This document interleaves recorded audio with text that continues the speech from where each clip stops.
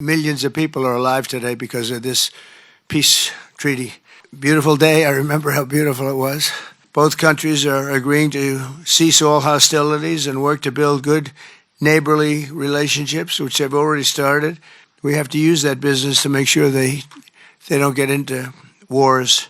So as you know, this is one of 8 wars that my administration has ended in just 8 months. We're averaging one a month. There is only one left. Although I heard that Pakistan and Afghanistan have started up, but I'll get that solved very quickly. I know them both, and the Pakistan, the Field Marshal and the Prime Minister are great people, and I have no doubt we're going to get that done quickly. That one started up a few days ago.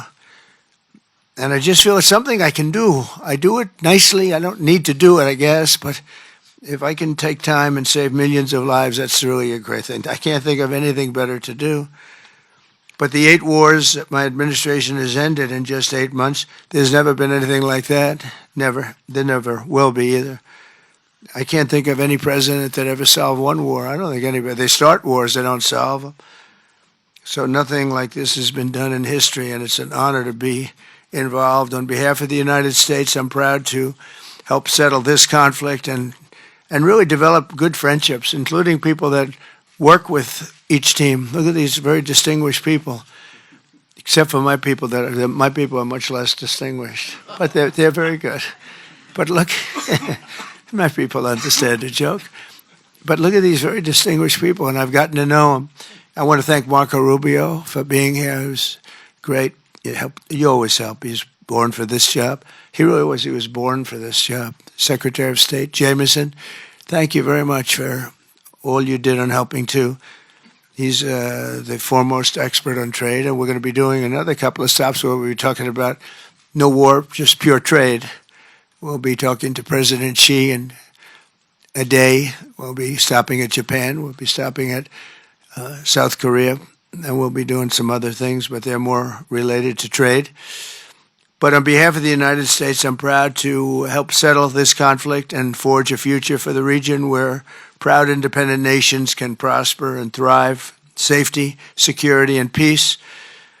It's an amazing thing that's happened to the United States because a year and a half ago, we were a dead country. We were actually a dead country, and now we're the hottest country anywhere in the world. And when I called you, we were in the process of becoming hot. It's actually quite a while right now, but we were sort of on our way.